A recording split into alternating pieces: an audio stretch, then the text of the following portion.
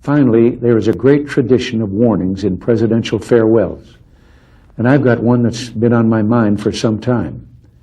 But oddly enough, it starts with one of the things I'm proudest of in the past 8 years, the resurgence of national pride that I called the new patriotism.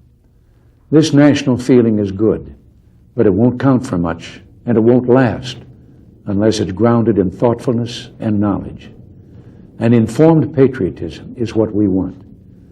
And are we doing a good enough job teaching our children what America is and what she represents in the long history of the world? Those of us who are over 35 or so years of age grew up in a different America. We were taught very directly what it means to be an American. And we absorbed almost in the air a love of country and an appreciation of its institutions. If you didn't get these things from your family, you got them from the neighborhood, from the father down the street who fought in Korea, or the family who lost someone at Anzio. Or you could get a sense of patriotism from school. And if all else failed, you could get a sense of patriotism from the popular culture. The movies celebrated democratic values and implicitly reinforced the idea that America was special. TV was like that too, through the mid-60s. But now we're about to enter the 90s, and some things have changed. Younger parents aren't sure that an unambivalent appreciation of America is the right thing to teach modern children. And as for those who create the popular culture, well-grounded patriotism is no longer the style. Our spirit is back, but we haven't re-institutionalized it. We've got to do a better job of getting across that America is freedom. Freedom of speech, freedom of religion, freedom of enterprise, and freedom is special and rare. It's fragile. It needs production.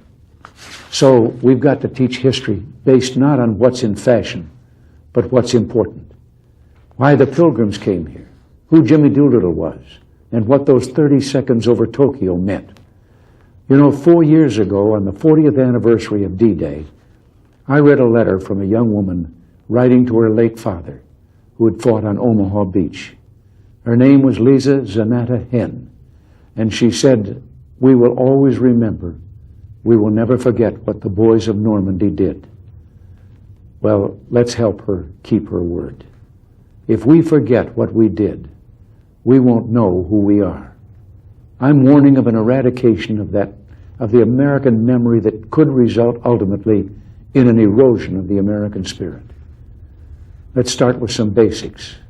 More attention to American history and a greater emphasis on civic ritual. And let me offer lesson number 1 about America. All great change in America begins at the dinner table.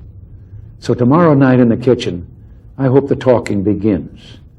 And children, if your parents haven't been teaching you what it means to be an American, let them know and nail them on it. That would be a very American thing to do.